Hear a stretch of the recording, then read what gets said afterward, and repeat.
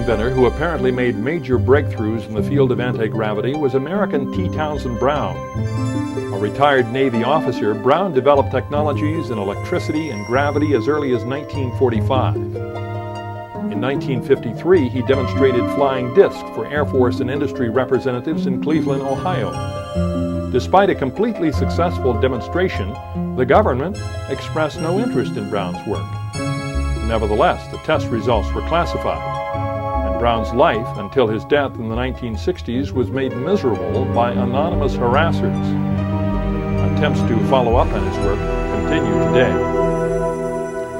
Another controversial inventor on the anti-gravity frontier is English inventor John Searle. And the way it ran. From then on, I was able to design the oscillator circuits to control the running, because you only got to stop one roller and the whole lot stopped. Utilizing a unique combination of rotating magnets, Searle claims to be able to achieve a breakdown in gravity's hold. Searle claims to have built 40 discs based on his effect, many of which have simply taken off and disappeared, it is said. The record time was that between Mortimer and the edge, the end landmark of Cornwall, it took 3 minutes to get there. Well, I would say we're looking at about 100 odd miles. And that was a model being withheld from the maximum speed. It wasn't touching anything. We were only just satisfying the media what it could do. And that was only a model. Today, several groups in the US and the UK are attempting to duplicate his results.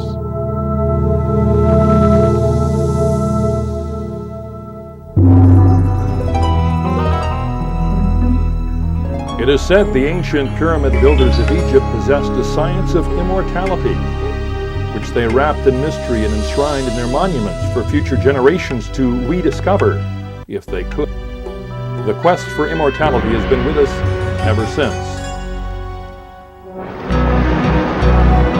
Thousands of years later, Spanish explorer of the New World, Ponce de Leon, took seriously reports from the Indians of a fountain of youth and spent his life in a futile quest to find it.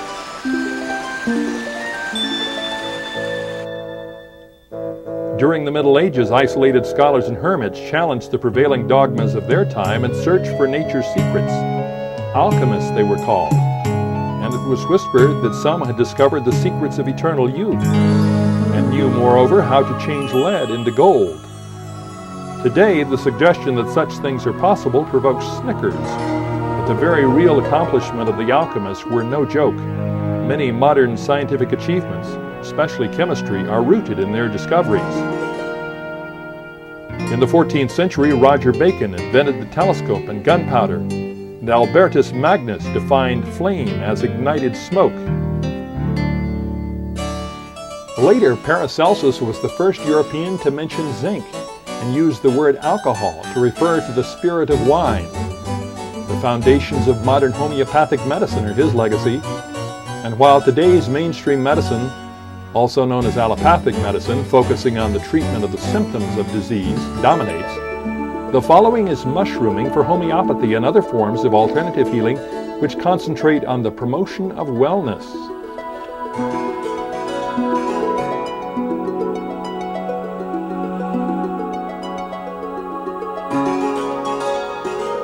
Today, the possibilities in healing, rejuvenating technologies of men like Royal Raymond Reif and Wilhelm Reich are being explored with new vigor.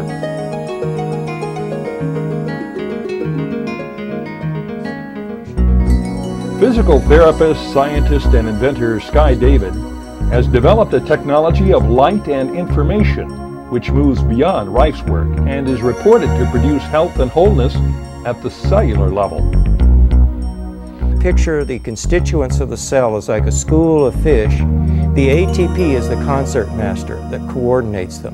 What I did with this medium here was to create an interference medium. And when you look at the actual pattern created by the device, I was able to create patterns which duplicate cellular energetics. So if I were to say put it on an injury, say on my hand here, within 40 minutes of time, I would have an effect of heightened mitochondrial activity throughout the whole physiology. I developed a device, and it has in it a spherical ruby, which is synthetic, and 6 tiny emeralds. The emeralds actually are natural emeralds. And in working with it, I found it not only breaks up gross blockages, but also even subtle blockages. The reason for 6 emeralds really has to do more with sacred geometry and biology. After all, sacred geometry is not something that somebody made up. It was an observation of inherent patterns in nature and in the universe. When we measure humans in the most relaxed healing states, we find in fact that their energies are resonant with earth energies. For example, people meditating enter into predominance of alpha rhythm in the brain, 8 to 10 hertz or waves per second emitted from their brains. This is exactly the Schumann resonance of earth. And I don't think that's any coincidence. I think that when we put ourselves in relaxed healing states, we become one with the big mind, the Gaia, of which we are a part. And that is the most healing state for a human being to enter into, the resonant states with Earth. One of today's best-known holistic physicians, Dr. Viktor Frankl, believes that when it comes to healing, nothing should be called impossible. We've been taught for the last 40 years that the body is run by a computer in our head, somewhere in the body, and every function that we know about is a one-thought program in that computer. And we've learned how to test for those functional programs. And we found soft tissue, hard tissue, electronic stimulations to re-establish the flow of that program, to take out the glitch. We can now change blood pictures. We can do a slide for a sore throat, do a correction, do a slide seconds apart, and have massive infection and no infection within 10 seconds. The body works that way. From cadaver studies, they say, no, it can't work that way. It doesn't happen. We know from living bodies that the body is built to be well, and if you can direct it in the right direction, it happens now. Not tomorrow, not next month, now. Today, the legacy of the alchemists is not limited to rejuvenating the physical body. Even transmutation, the legendary metamorphosis of base metals into more refined elements, usually taken to mean lead into gold, is becoming a reality.